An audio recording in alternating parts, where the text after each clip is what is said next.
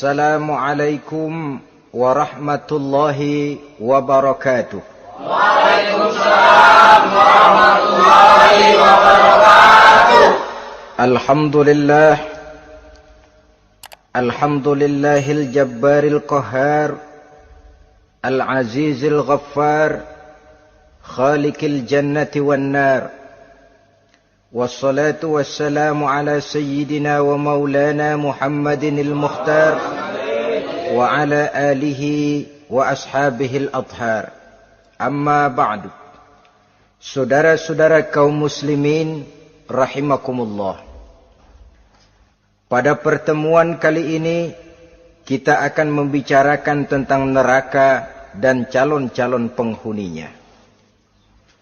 Sesungguhnya kalau kita bicara tentang neraka, artinya kita bicara tentang akhirat. Dan kalau kita bicara tentang akhirat, kita bicara tentang alam gaib yang merupakan salah satu dari rukun iman yang 6, percaya kepada alam gaib. Kalau sudah bicara alam gaib, maka ini di luar batas kemampuan nilai-nilai ilmiah dan di luar batas kemampuan renungan filsafat. Ilmu pengetahuan akan buntu kalau sudah membicarakan alam gaib.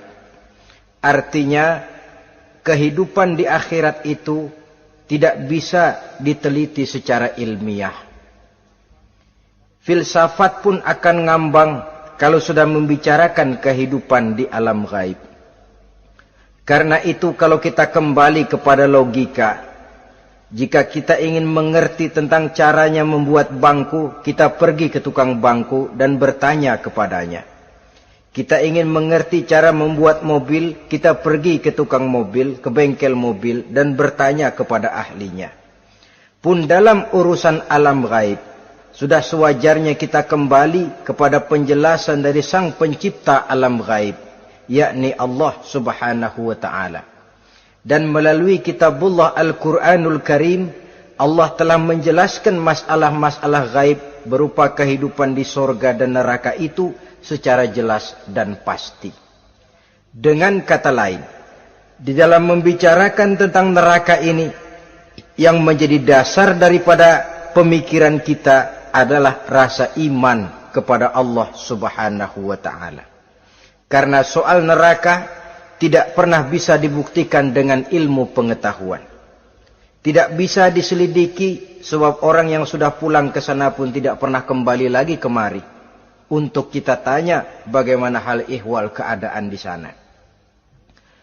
Saudara-saudara kaum muslimin rahimakumullah. Neraka dalam istilah Quran selalu disebut dengan narun, yaitu suatu tempat di akhirat nanti yang wujudnya berupa api yang bergejolak, bernyala dengan teramat dahsyatnya, sehingga dapat mengelupaskan kepala setiap orang dan menjulang ke hati. Diriwayatkan oleh Imam Bukhari dan Muslim bahwa Rasulullah sallallahu alaihi wasallam pernah bersabda, Narukum hazihi allati tuqiduna juz'un min 70 jazaan min harri jahannam. Qalu wallahi in kanat lakafiyatun ya Rasulullah. Qala fa innaha fadlat bi 69 jazaa. Apimu yang kamu pakai di dunia ini, kata Nabi, untuk memasak, untuk menyalakan lampu, api yang kau pakai di dunia ini cuma satu bagian kecil dari 70 kali bagian panasnya neraka jahanam. Sahabat waktu itu terperanjat lalu berkata, Wallah, in kanat lakafiyatun ya Rasulullah. Ya Rasul, api di dunia ini saja sudah cukup untuk menghanguskan kami, untuk menghanguskan apa yang ada. Bersabda Rasulullah sallallahu alaihi wasallam, maka sesungguhnya api neraka itu dilebihkan panasnya dengan 69 kali daripada panasnya api di dunia ini. Jadi sepanas-panasnya api yang pernah kita rasakan di dunia ini, maka api di neraka nanti 69 kali lebih panas dari api yang kita rasakan paling panas di dunia. Hadis yang senada dengan penjelasan ini di samping Jawahirul Bukhari, kita bisa menemukannya dalam Mukhtasar Tazkiratul Qurtubi dan Mukhtasar Ibnu Abi Jamrah misalnya. Saudara-saudara kaum muslimin rahimakumullah. Sehingga boleh jadi seringan-ringan azab penduduk neraka di akhirat nanti, kata Nabi, seorang yang di telapak kakinya diletakkan kerikil neraka yang sangat kecil, lalu mendidih otaknya. Itu seringan-ringannya. Di tapak kakinya diletakkan kerikil neraka yang oleh karena panasnya lalu mendidih otaknya. Itu yang paling ringan. Gak apa-apa. Cuma segitu aja. Di telapak kakinya ditaruh kerikil, otaknya lalu jadi mendidih karena menahan panas. Pantas kalau satu hari Luqmanul Hakim pernah memberikan nasihat kepada anaknya, kata beliau, "Anakku, kerjakanlah dosa seberapa kekuatanmu menanggung azab Allah. Dan laksanakan ibadah seberapa hajat dan keperluanmu kepada Allah. Berapa banyak hajatmu kepada Allah, begitulah kamu harus beribadah. Kalau kamu merasa tidak berhajat dan tidak perlu apa-apa kepada Allah, ya tidak usah ibadah." Logikanya kan begitu. Saudara-saudara, dalam hidup ini ada enggak yang enggak perlu kepada Allah? Ada enggak? Seluruh kita memerlukan Allah. Karena itu Luqman betul dengan bahasa diplomatis, "Anakku, kerjakan ibadah seberapa hajatmu kepada Allah. Makin banyak hajatmu kepada Allah, makin banyak hendaknya kamu melaksanakan ibadah. Tapi kalau kamu sudah merasa bisa hidup tanpa Allah, persilahkan kamu tidak usah ibadah." Sebaliknya, kerjakan dosa seberapa kekuatanmu menanggung azab siksaan Allah. Kalau merasa sudah belajar ilmu kebal, kira-kira di neraka nanti enggak apa-apa, persilahkan kerjakan dosa sebanyak-banyaknya. Tapi kalau masih berpikir, gua mah jangan dibakar di neraka, nginjek puntung rokok, gua lompat.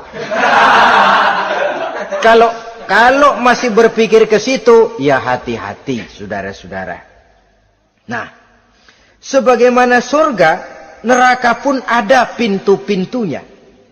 Dan yang melalui pintu-pintu itu sesuai dengan dosa yang dia kerjakan pada waktu kehidupannya di dunia ini. Jadi setelah manusia diadili, mereka kumpul di padang mahsyar beramai-ramai. Yang mendapat kitab di tangan kanan, yang selamat dari proses pengadilan, yang sudah nyata lebih banyak kebaikannya daripada kesalahannya, wajah mereka berseri-seri.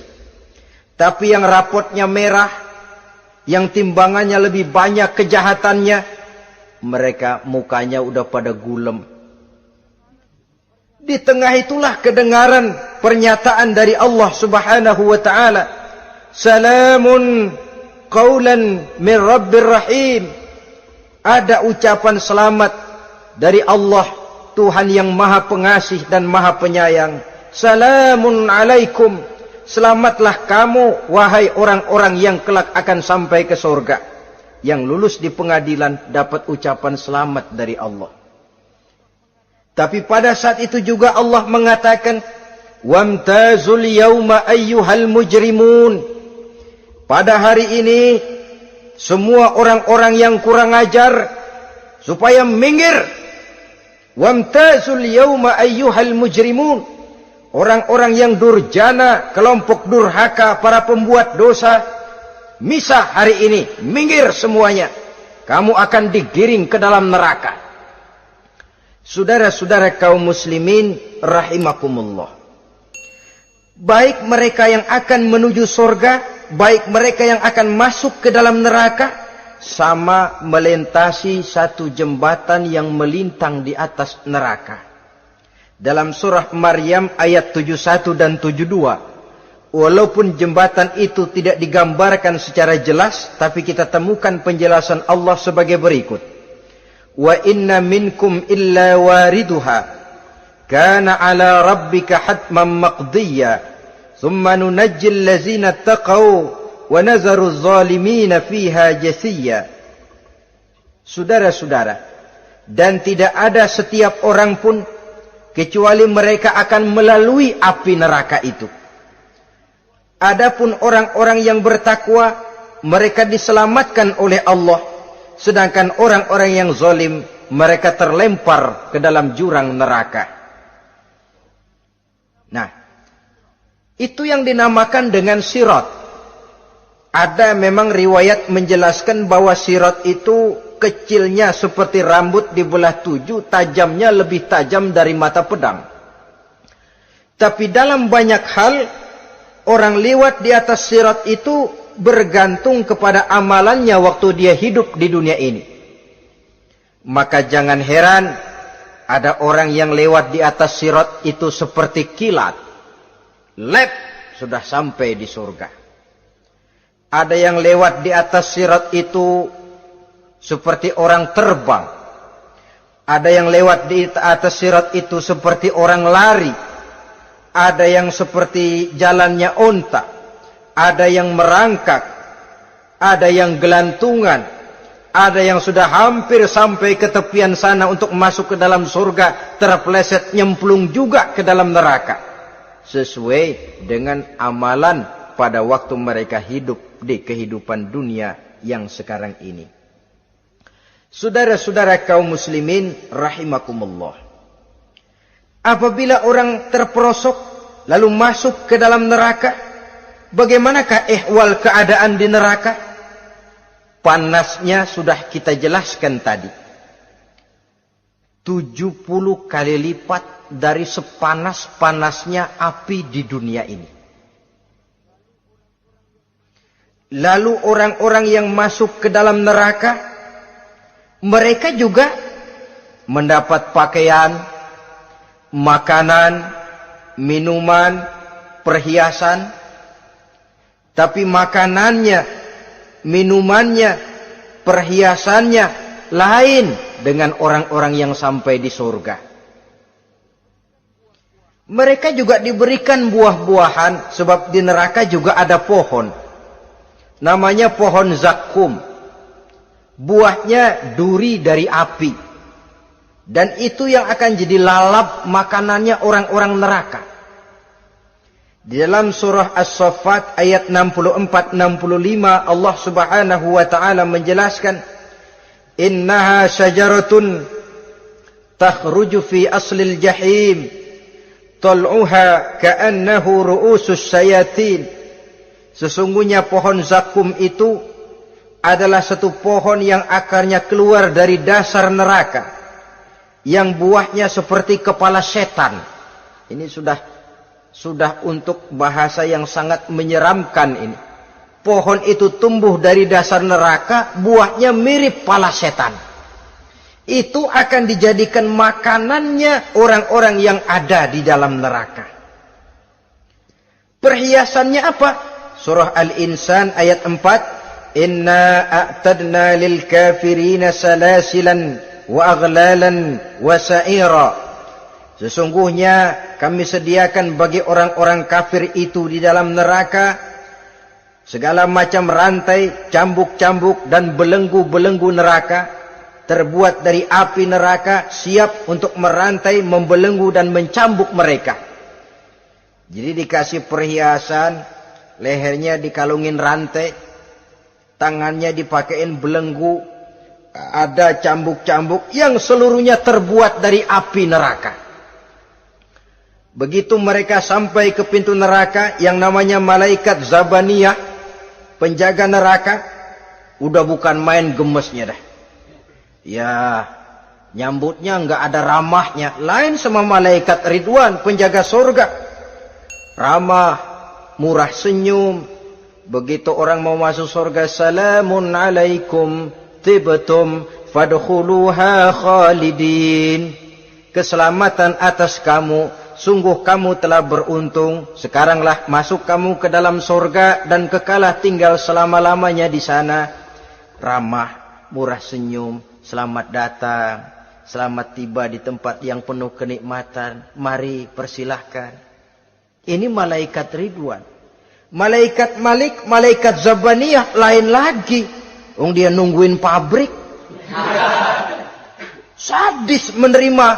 Matanya melotot. Ini dia. Manusia-manusia kurang ajar. Yang waktu di dunia sudah datang para rasul, sudah turun agama, sudah datang Al-Quran, tapi belagak pilon. Sini loh. Nih, rantai, belenggu. Lalu dirangkeng, dimasukkan ke dalam neraka. Na'udzubillah, summa na'udzubillah.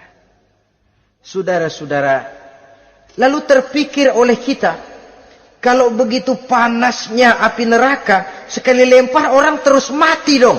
Ya enak kalau boleh begitu sih. Begitu dilempar ke neraka terus mati, enak. Ternyata tidak. Kepedihan neraka adalah kepedihan yang kekal dan terus menerus.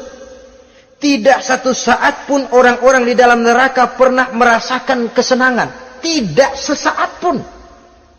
Kali semenit kayak ngasok, enggak, terus menerus berada dalam kepedihan yang tiada tara. Al-Quran menjelaskan, kullama nadijat juluduhum baddalnahum juludan ghairaha. Apabila hancur kulitnya, kami ganti dengan kulit yang baru. Supaya apa? Liyazukul azab, biar dia rasain azab. Tuh, rasain dulu. Hancur kepalanya, buletin lagi, hancur kulitnya, bikin lagi, berantakan isi perutnya, disempurnakan lagi, digiling lagi. Terus menerus begitu, tidak sedetik pun penduduk neraka itu pernah mengalami istirahat. Barangkali pakai jam istirahat lumayan, ini enggak ada. Ada bel, keneng, istirahat, azab dicabut. Tidak. Terus menerus dan selalu begitu. Satu detik saja pun mereka tidak pernah istirahat dari siksaan dan azab yang mereka terima. Saudara-saudara kaum muslimin rahimakumullah. Lalu bagaimana keadaan mereka? Ada orang-orang di dalam neraka itu yang dikenakan pakaian dari api neraka. Luar biasa. Dikasih pakaian dinas dari api. Kemudian kepalanya dituangi air yang sedang mendidih. Yang dengan tuangan air itu dihancur luluhkan segala isi perutnya dan kulit-kulitnya. Setelah itu mereka dicambuk dengan cambuk-cambuk dari besi. Apabila mereka hendak keluar dari neraka, mereka dicampakkan kembali ke dalamnya. Dan dikatakan kepada mereka, rasakan siksaan yang membakar ini. Dalam surah Al-Hajj ayat 19 sampai 22, kita bisa simak firman Allah Subhanahu wa taala. Fallazina kafaru qutti'at lahum siyabun min nar yusabbu min fawqi ru'usihimul jahim yus'aru bihi ma fi butunihim wal julud wa lahum maqami'u min hadid.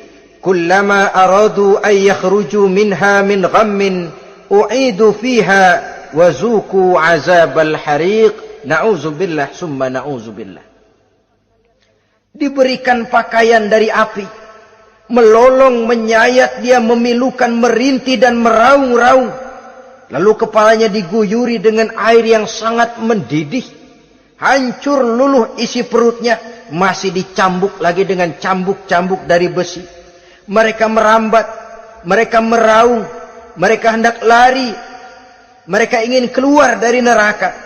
Tapi tiap kali mereka merambat ingin keluar, ditarik lagi. Kalau ucara kita, ayo, mau kemana lo?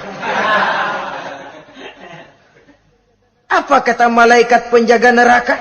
Zuku azabal harik, rasain nih, makan pencarian lo waktu di dunia. Saudara-saudara, lalu ada pula siksaan penduduk neraka itu, di mana dahi, lambung dan punggung mereka dipanggang dengan api neraka.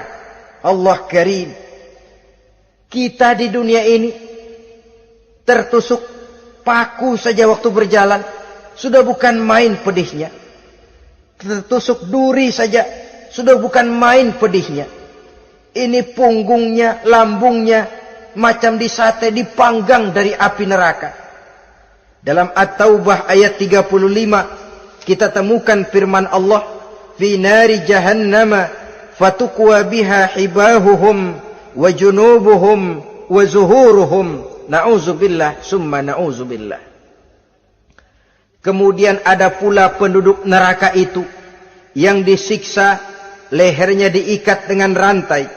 Mereka spontan diseret-seret dengan sekeras-kerasnya dan dilemparkan ke dalam lautan air yang sedang mendidih. Kemudian mereka dibakar dalam api yang bergejolak dan menyala-nyala.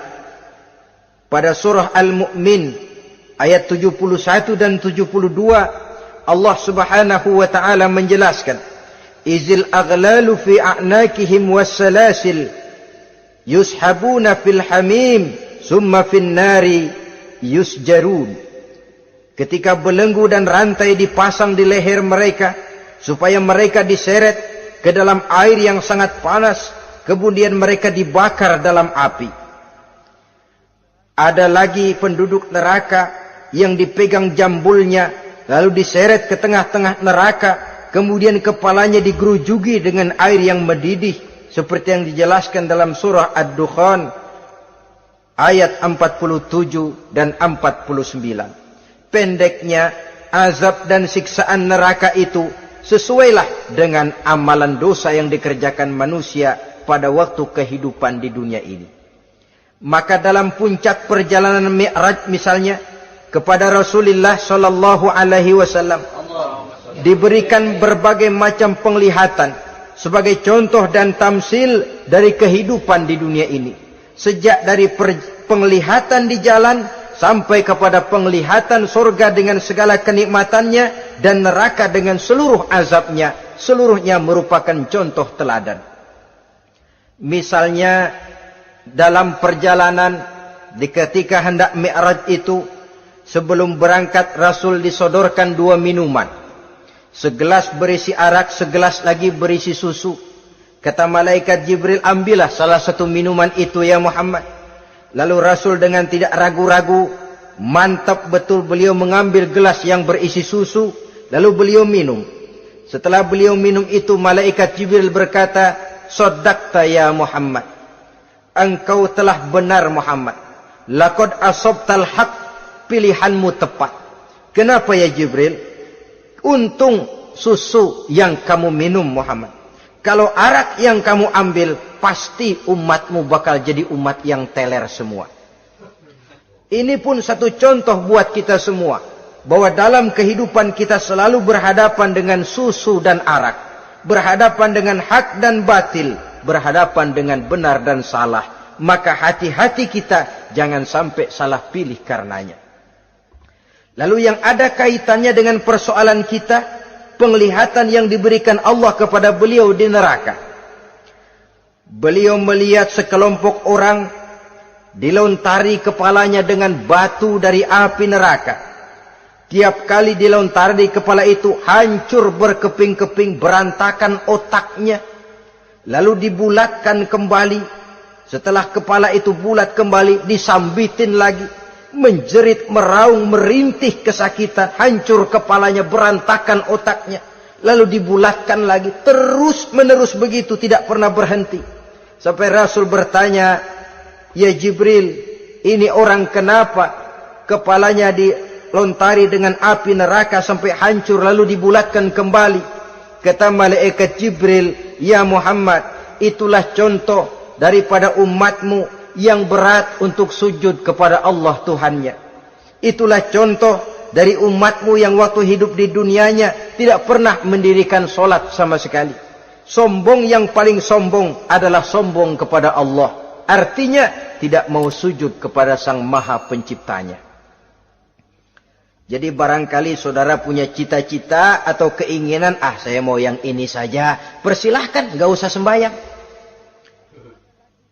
Lalu ada lagi sekelompok kaum, perutnya besar, sebesar rumah, dililit dengan kala dan ular dari api neraka, diseret-seret dia di jurang neraka, dipatoki ular, hancur perutnya, dibulatkan lagi perut itu, diseret kembali, hancur lagi, dibulatkan lagi, terus menerus seperti itu.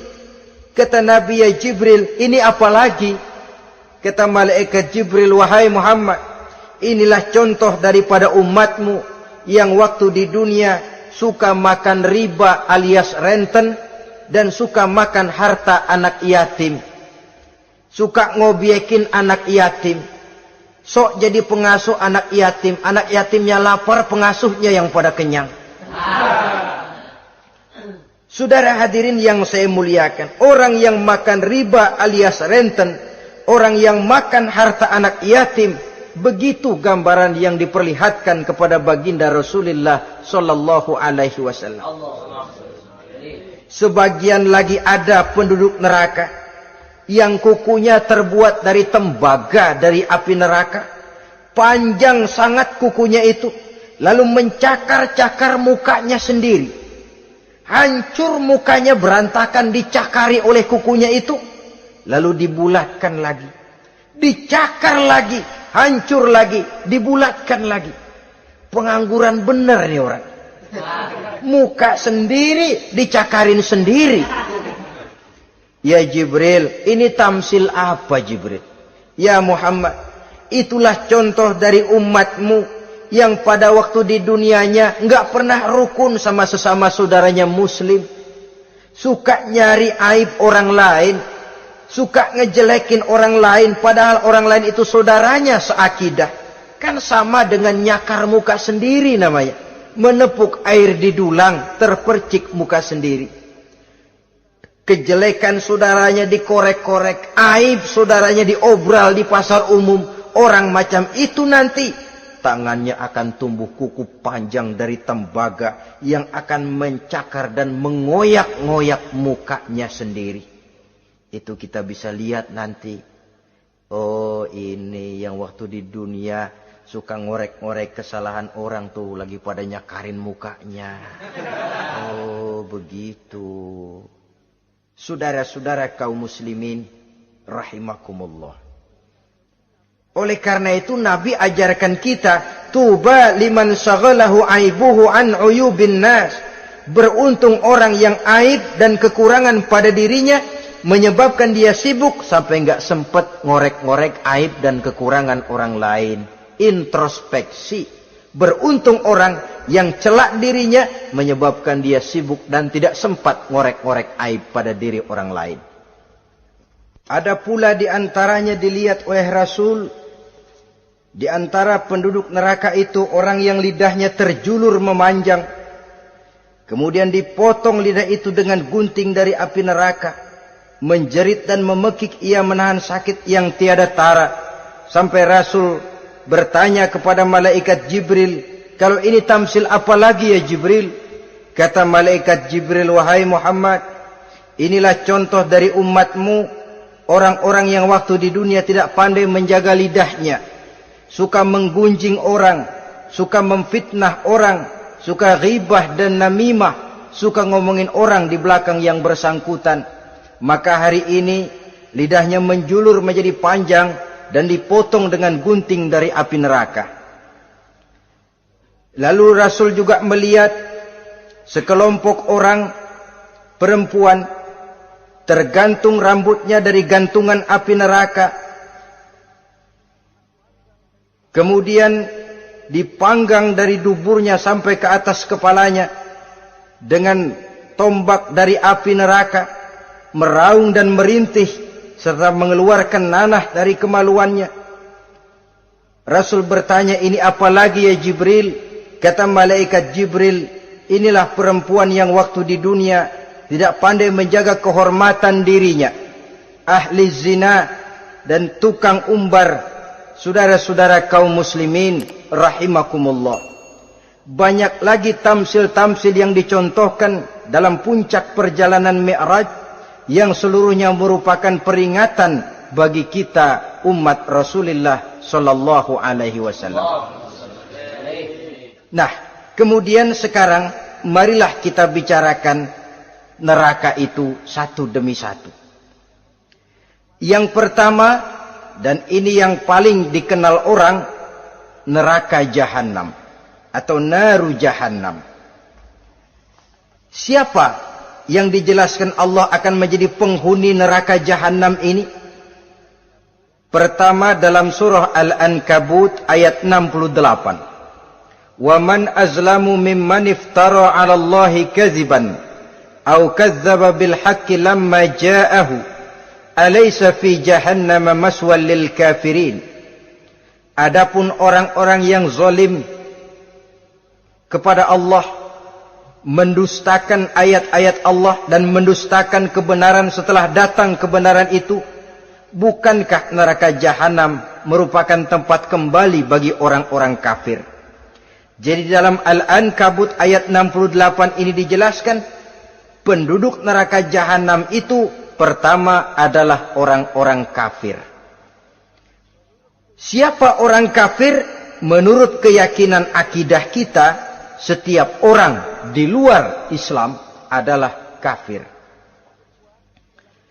Kemudian yang kedua dalam surah Al-Hijr ayat 42 dan 43, penduduk neraka Jahannam itu, inna ibadi laisa laka alaihim sultanun illa man ittaba'aka minal ghawin wa inna jahannama la maw'iduhum ajma'in. Sesungguhnya hamba-hambaku tidak akan bisa kamu kuasai, hai iblis, kecuali mereka yang mengikuti tipu dayamu. Sesungguhnya neraka Jahannamlah tempat mereka seluruhnya. Kalau kita perhatikan ayat ini, maka penghuni neraka Jahannam yang kedua adalah para pengikut setan. Para pengikut setan dengan seluruh ajaran-ajaran yang dilancarkan oleh setan. Padahal pada saat hendak masuk neraka, setan jelas cuci tangan. Tugasnya cuma bagaimana mencari pengikut sebanyak-banyaknya yang akan nemenin dia di neraka nanti. Tapi pada saat orang digiring ke dalam neraka, setan cuci tangan. Mungkin orang menuntut, setan, gue ngikutin lu, sekarang kenapa jadi kemari? Nah, gue bilang juga apa? Kata setan, gue bilang juga apa, lu kenapa ngikutin? Dan setan ini menebar ranjau dalam segala bentuknya, dengan segala macam caranya. Para pengikut setan yang menjauhi tuntunan agama, memperturutkan hawa nafsunya. Setan membisiki manusia lewat minuman keras. Setan masuk manusia lewat judi, lewat zina, lewat kenikmatan yang melalaikan orang dari kehidupan akhirat dan selanjutnya. Dengan segala macam jalan. Kadang-kadang dalam ibadah setan juga masuk. Kalau tidak ditimbulkannya takabur, ditimbulkannya sikap ujub dalam diri kita. Timbul rasa diri lebih benar dari orang lain. Dan ini jelek. Timbul rasa nganggap enteng orang lain. Itu kan ujub. Nggak dikelihatannya orang. Cuma hatinya aja ngomong sendirian. Kalau gue lihat di kampung ini nggak ada yang kayak gue. Bayangnya kayak ibadahnya kayak udah aing pang paling nak yo di dia. Itu juga bisikan iblis. Dan dia tidak segan-segan mengaku jadi Tuhan iblis itu. Dan ini diceritakan dalam kehidupan Sayyidus Syekh Abdul Qadir Jailani. Ketika beliau sedang ibadah di mihrab dalam masjid, datang seberkas sinar. Sinar itu ngomong, ya Abdul Qadir ana rabbuk. Hai Abdul Qadir, aku Tuhanmu, kata cahaya tadi. Sudah cukup kamu ibadah Abdul Qadir. Sembayangmu udah banyak, puasamu udah banyak, jihadmu cukup. Maka mulai sekarang berhenti dah ibadah. Aku bolehkan kepada kamu segala yang dilarang. Cuma yang didatangi Syekh Abdul Qadir. Sehingga mendengar cahaya tadi ngomong begitu, beliau ambil kasut sendal, disambitnya cahaya tadi, izhab ya la'in. Pergi, laknat, terkutuk, iblis kamu. Masa saya disuruh berhenti sembahyang karena hati saya sudah baik? Kalau hati sudah baik lalu boleh berhenti sembahyang, mestinya yang paling dulu berhenti sembahyang Nabi Muhammad, sebab beliau orangnya paling baik. Tapi Nabi hatinya baik, sholat jalan terus, hukum halal haram berlaku. Ini kadang-kadang orang sekarang baru ibadah dikit banget merasa dapat bisikan katanya, wangsit. Ya berhenti sembahyang madep mulu, nah madep ngudek sembahyang. Bikin ajaran yang aneh-aneh. Nah kalau satu orang boleh dapat wangsit, saya juga boleh dong ngomong dapat wangsit. Saya juga boleh dong mendirikan aliran kepercayaan. Saya ngilang dulu dari kampung saya kira-kira 3 tahun. Saya nyepi di kaki Gunung Salak, pulang piara jenggot, pakai belangkon. Di depan nama saya pakai embel-embel mbah. Saya ngaku dapat wangsit di Gunung Ano, mewahyukan kepada saya ano. Saya cari murid yang fanatik. Saudara-saudara kaum muslimin rahimakumullah, setan membisiki manusia hatta kita sedang ibadah sekalipun dibisikinya. Caranya, mula-mula dia bisikin, lu sembahyang buru-buru dah. Buru-buru udah. Akhirnya apa? Rukuk kita enggak sempurna, sujud kita enggak lengkap, tumakninah kita kurang, bacaan kita tajwidnya enggak kena.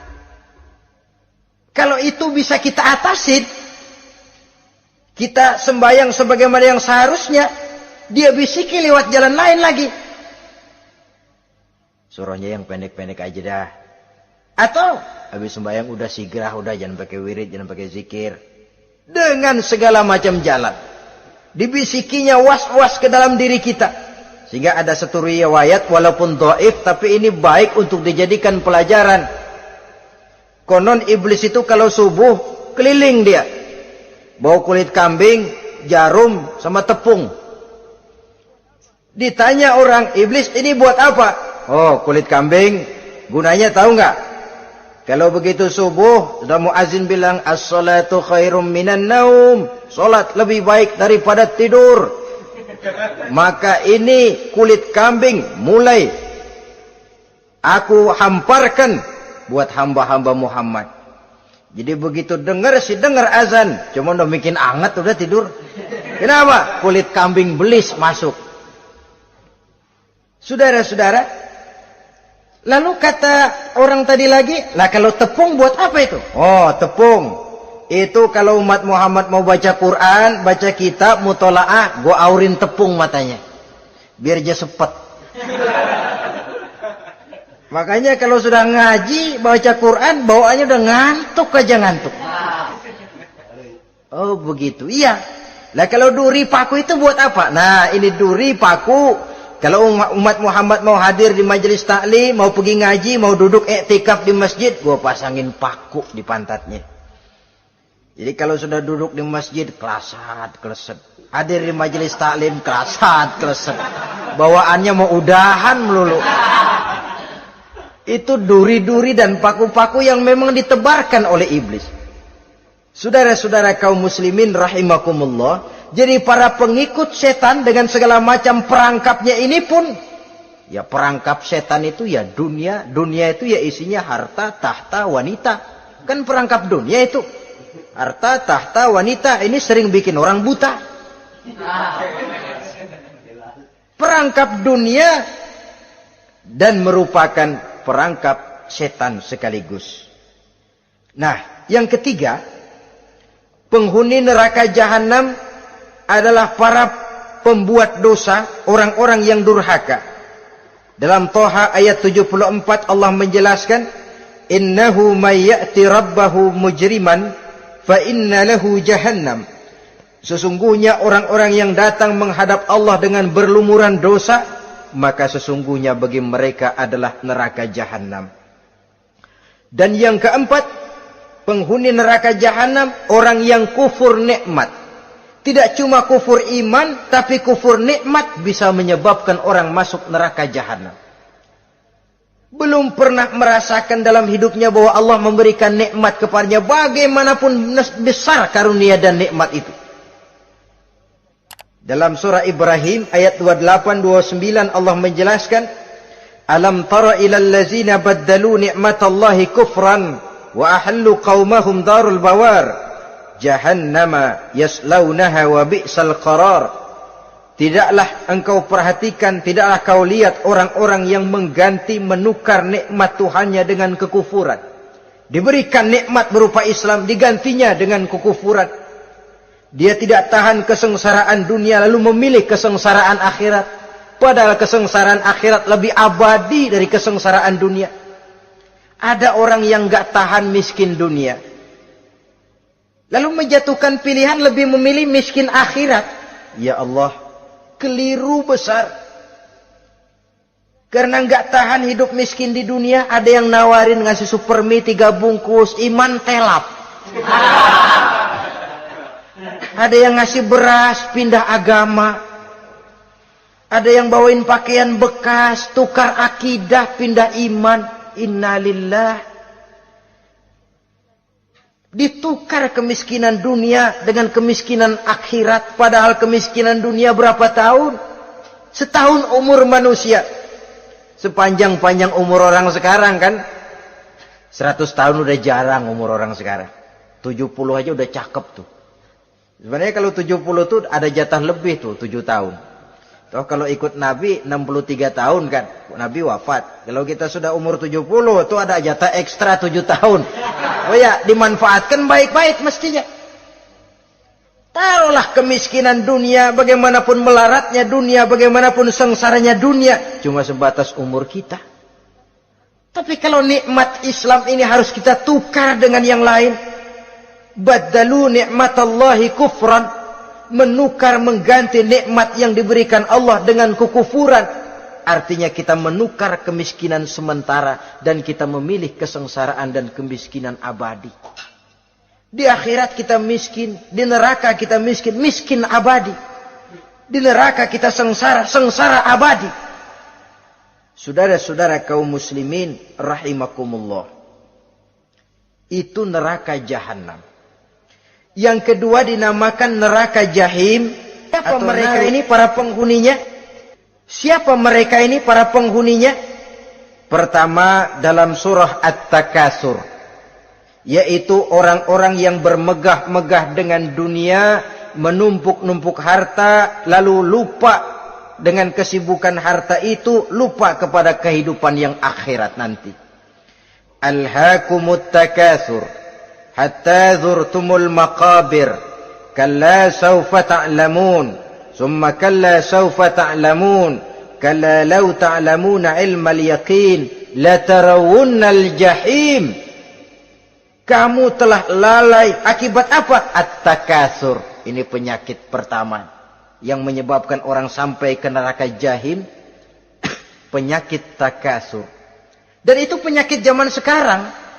Berlomba-lomba dengan kemegahan materi, berlomba-lomba dengan kemegahan dunia. Padahal kalau urusan itu kita berlomba, tidak akan pernah sampai finish. Percayalah itu, tidak akan pernah finish. Sebab kemegahan dunia siklus, lingkaran setan. Kita anggap kalau punya duit 1 juta tenang, punya 1 juta berubah pikiran, lain lagi. Kita anggap kalau punya mobil enak, sudah punya mobil, lain lagi problemnya. Kita anggap kalau rumah sudah gedung, enak hidup, punya rumah gedung, lain lagi problemnya. Makanya pesan Nabi kalau ingin hidup tenang, urusan dunia lihat ke bawah, urusan akhirat lihat ke atas. Sering dicontohkan kalau punya mobil, bilang alhamdulillah kita punya mobil, tangga kita cuma punya motor. Kata yang punya motor, syukur banget kita punya motor, tangga kita punya sepeda doang. Kemana-mana kekejek mulu. Dayung. Kata yang punya sepeda, alhamdulillah kita punya sepeda, tetangga kita cuma jalan kaki, kemana-mana ngetuk mulu. Kata yang jalan kaki, alhamdulillah masih bisa jalan, tangga kita sebelah lumpuh bertahun-tahun gak kemana-mana. Kata yang lumpuh, alhamdulillah masih hidup, tangga kita kemarin mati gak balik lagi. Itu dalam urusan dunia. sehingga sifat takasur ini hilang. Tapi urusan akhirat, lihat ke atas. Kalau dia begitu sibuknya bisa jaga sholat, kenapa saya tidak? Kalau dia hidupnya sederhana, rajin sedekah, kenapa saya yang lebih kok enggak sanggup? Kalau dia bisa baca Quran, kenapa saya enggak? Lalu timbul gairah ingin mencontoh. Mencontoh orang dalam urusan ibadah menimbulkan ketenangan jiwa. Dan itu ada garis finishnya. Tapi kalau yang lumpuh lihat yang bisa jalan lihat yang naik sepeda, yang sepeda punya lihat motor, sudah punya motor lihat mobil, lihat pesawat terbang, pesawat lihat kereta api. Kapanlah awak nih mau bersyukur? Yang ada kurang saja padahal nikmat itu tidak pernah berhenti. Bukan dilarang orang kaya, tetapi perlombaan memperkaya diri itu yang dilarang. Karena kalau sudah perlombaan namanya jor-joran sifatnya. Prinsipnya tujuan menghalalkan cara ini yang dijaga oleh agama. Saudara-saudara, selain penyakit takasur yang menyebabkan orang sampai ke neraka jahim, juga perbuatan durjana. Dalam Al-Infitor ayat 13-14, innal abrara lafi na'im wa innal fujjara lafi jahim. Orang-orang yang berbakti, berbuat kebajikan, mereka akan mendapatkan neraka surga naim. Tetapi orang-orang yang fujar, durjana, kurang ajar, durhaka, lafi jahim, mereka akan mendapatkan neraka jahim. Lalu siapa lagi penghuni jahim itu? Orang-orang yang menentang dan menantang ayat-ayat Allah. Wallazina sa'au fi ayatina mu'ajizin ulaika ashabul jahim. Dan orang-orang yang berusaha menantang ayat-ayat Allah sehingga melemahkan orang-orang yang mau mengikuti rasul-rasul Allah. Menantang ayat Allah dan membuat lemah orang yang mengikuti rasul. Melemahkan semangat orang yang mau mengikuti khitah dan perjalanan Rasul. Lu mau bangun masjid, iya. Berabe, berat, jangan. Si anu aja kapok. Majelis taklim, pahit. Ngaji, berat, melemahkan ini. Sudah dia rusak, merusak lagi. Kalau rusak kan cuma sendirian. Ini tidak, sudah rusak, merusak, mu'ajizin, melemahkan orang-orang yang mau mengikuti ayat-ayat Allah. Dan itu tidak jarang zaman sekarang ini. Orang yang melemahkan semangat kita dalam berjuang menegakkan kebenaran. Kita yakin Islam agama yang benar, kita yakin Islam agama yang sempurna. Ada saja orang yang melemahkan semangat kita, yang berteori bahwa ada ayat-ayat Quran yang tidak relevan lagi dengan situasi dan kondisi. Yang berteori bahwa Nabi Muhammad cuma sebagai manusia biasa yang tidak terlepas kemungkinan dari salah. Pendeknya melemahkan nilai-nilai semangat kita untuk memperjuangkan Islam ini. Ini pun termasuk mu'ajizin. Mereka akan menemukan nanti di akhirat kapling di dalam neraka yang dinamakan neraka jahim. Na'udzubillah summa na'udzubillah. Yang ketiga, saudara-saudara, di antara nama neraka itu adalah neraka hawiyah. Siapa penghuni neraka hawiyah ini? Dalam surah Al-Qari'ah ayat 8-11 dijelaskan secara simpel, wa amma man khaffat mawazinuhu fa ummuhu hawiyah. Adapun orang-orang yang ringan timbangan kebaikannya, maka tempatnya adalah neraka hawiyah. Artinya orang ini lebih berat timbangan kejahatannya, sedikit kebaikannya, sehingga jadi ringan di timbangan akhirat nanti. Salat, puasa, zakat, tapi dosa yang dikerjakan masih lebih banyak ketimbang kebaikan yang dikerjakannya itu. Maka orang semacam ini apabila tidak mendapat syafaat, maka dia akan masuk ke dalam neraka yang namanya neraka hawiyah. Lalu yang keempat, neraka wail. Dalam surah Al-Ma'un ayat 1-7 garis besarnya yang mendapat neraka wail adalah para pendusta agama. Siapa sih pendusta agama itu? Ara'aita allazi yukazzibu biddin. Tidakkah kamu lihat siapa orang-orang yang mendustakan agama? Mendustakan agama, beragama tapi bohong, solatnya bohong, hajinya bohong, puasanya bohong, mendustakan agama. Siapa mereka? Fazalikal ladzi yad'ul yatim. Pertama, orang yang suka menghardik anak yatim. Anak yatim yang lemah, anak yatim yang tidak berdaya, yang hidup dipayungi kemiskinan dan kekurangan, bukan ditolongnya, malah dihardiknya. Jangan lupa, saudara yang sudah 2-3 kali pergi ke Makkah, saudara yang khusyuk dalam sujudnya, saudara yang mantap dalam puasanya, mungkin saja bisa terhalang masuk ke dalam surga, karena di samping rumah saudara ada anak yatim merintih menahan lapar dan haus. Saudara tahu, saudara mampu, tapi saudara diam saja, tidak mau mengulurkan tangan. Mungkin itu yang akan mengganjal saudara untuk masuk ke dalam surga. Wala yahuddu ala tu'amil miskin. Mereka membiarkan fakir miskin, tidak memberikan makan. Kemudian fawailul lil musallin. Mereka juga melalaikan solat. Allazina hum an solatihim sahun. Allazina hum yura'un. Mereka juga riak di dalam amalnya. Saudara hadirin kaum muslimin rahimakumullah. Melalaikan solat, kemudian riak dengan amalnya, termasuk amalan solatnya. Kalau jadi imam, bahasanya dibuat sepasih-pasihnya, surahnya yang panjang-panjang, paling pendek sabbihis sama wadduha. Tapi kalau solat sendirian cukup kul huwallahu ahad sama inna a'toinakal kautsar. Hilang lagi nilai keikhlasannya. Dan terakhir, mereka enggan untuk membayar zakat. Yang memenuhi ciri-ciri inilah yang dikatakan sebagai pendusta agama.